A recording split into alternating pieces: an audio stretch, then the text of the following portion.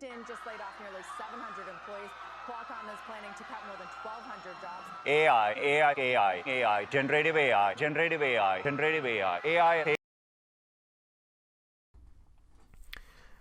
Alright, so we've got AI, we've got these layoffs. Is it even worth it to be a developer in 2025? Should I even bother learning how to code?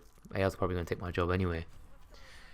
I'm going to give my opinion on this topic and whether or not I would actually recommend someone to still learn how to code, or actually recommend someone to become a developer in 2025 or an engineer. So there's some pros and cons and kind of what's changed maybe 5 years ago compared to now, and I'm going to give my honest opinion. So I do the videos in one take as well, so as honest and transparent as I can be, and you kind of hear every slip up or everywhere where I get a thought blocked. But yeah, I'm gonna kind of cover some pros and cons of being a software developer, and whether it's for you or not for you.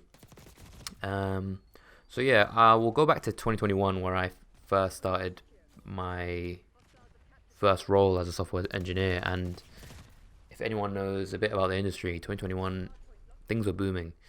You know, we had mass hiring, and it was kind of coming off of that post-COVID hype where a lot of tech companies were booming from the working online remote situation during COVID. And a lot of companies started to try to scale and to show stakeholders and investors how they're scaling. They increased their workforce, and a lot of overemployment happened, a lot of overhiring. And then in 2022 we had these mass layoffs coinciding with AI getting better and better at coding. Now we've got all these new models, Claude 3.7. A lot of these influencers clickbaiting whether or not AI is going to take their job.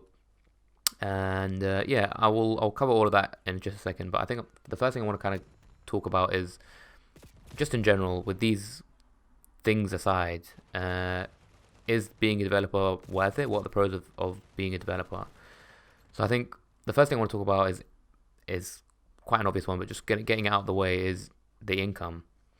It's a very stable job, and the potential to earn a high income is a lot higher than any other career in the markets right now, to be honest with you. Obviously working from home and that flexibility is there, which is also a pro within itself. But having that source of income, you've got this skill that you can now sell. So whether you're working a 9 to 5 as an engineer, earning a salary, whether you're at a regular company or a big tech company, the salary is pretty good. You've got working from home, so your outgoings are usually lower. You've got the flexibility, so you have a lot more free time. And with that, you can also earn some more revenue from your skill that you've got of programming. So you could tutor kids, computer science and GCSE, A levels. You can tutor at computer science at university level. You can just teach people how to code and write, do some programming. I think that's something that's, a very valuable skill. A lot of people need to code, whether it's financial modeling or basic Python scripts or anything that, programming is not going anywhere anytime soon. So that skill you can sell, whether it's 9 to 5, tutoring on the side, freelancing. There's a lot of ways to generate income from this skill. And then obviously you've got the flexibility, which I've kind of touched on. And then an underrated one, I think, is creativity. So when you have the skill that you can kind of build anything out of thin air in terms of digitally on a computer or on a phone, a mobile app, or automating some form of process, you do have that creative side of things that you can kind of bring out. So in my opinion, I think it's an underrated benefit of being a developer, as kind of letting that creativity flow, making fun games and quiz apps and whatever you can think of. So I think it's definitely a job to think about getting into if you do want to scratch that itch of the creative side of your brain. But yeah, in terms of cons, like what's the cons now? So I'm gonna talk about the expectations, which I covered in another video. You can go back and see like the reality of being a software engineer. But yeah, don't have expectations that it's some flexible working from home is like just chilling. Like you have shit you need to do, and it is a job. So you are expected to deliver value. There are times that if you've got to go live with a product, you might have to work late hours. There are some people who are on call, and you've got to wake up at any time you get, you get a ticket raised, and there's a lot of stories I've heard from some people in the industry that staying up till 4 or 5 a.m. going live, trying to fix bugs, and that could happen. And then that could also lead to another con, which is burnout, because you're chasing this skill and trying to learn it so quickly, and trying to beat this very competitive market. You could burn out, and that's something you've got to also take into account. And then kind of off of that as well, there's the competition aspect. So you're competing with, now so many people who are flourishing in this industry. They are making app after app and side project after side project. There are these kids who are making, generating millions in revenue from their projects. These startups are booming, and starting from such a young age. You're competing with a lot more people than 5, 6, 7 years ago, and that's something to also take into account now, being a developer in 2025. So is it for you? I would say if you like solving problems, which sounds cliche, but it genuinely is solving a problem, and if you like logic, if you like a little bit of creativity, this could potentially be for you.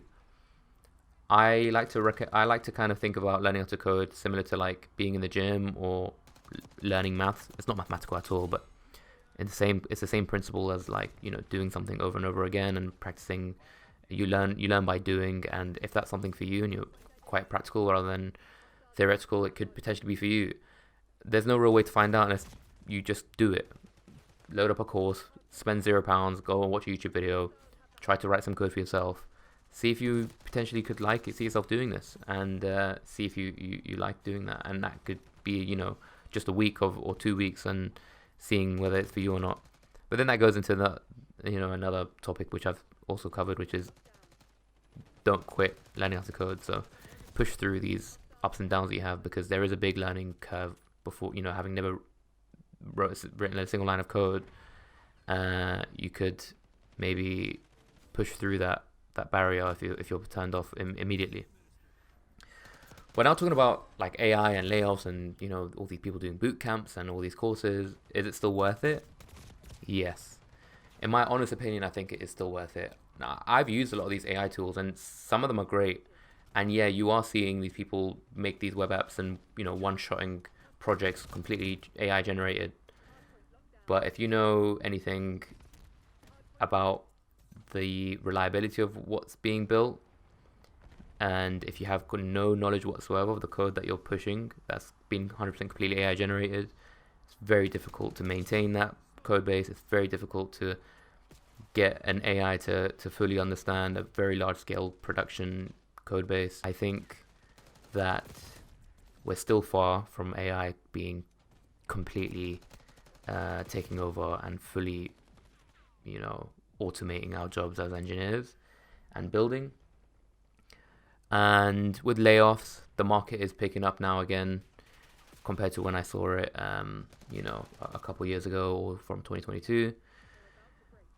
The only difference, in my opinion, from what's changed now versus 5 years ago is that 5 years ago you could just be pretty average at coding and programming, and you would just get a nice big fat salary right out of graduating university, for example. Now it's a lot more competitive, but I think it's a good thing.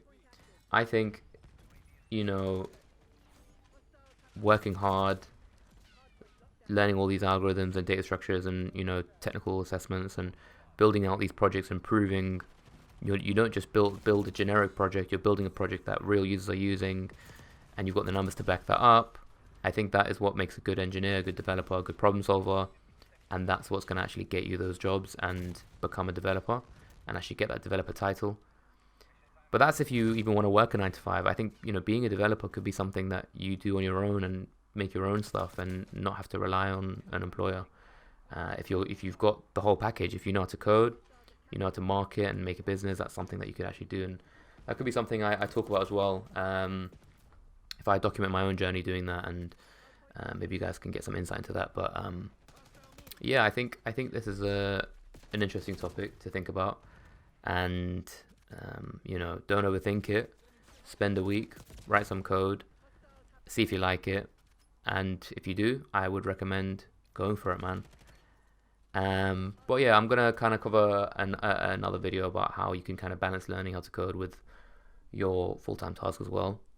So yeah, if you guys like this video, let me know, and we'll see you in the next one.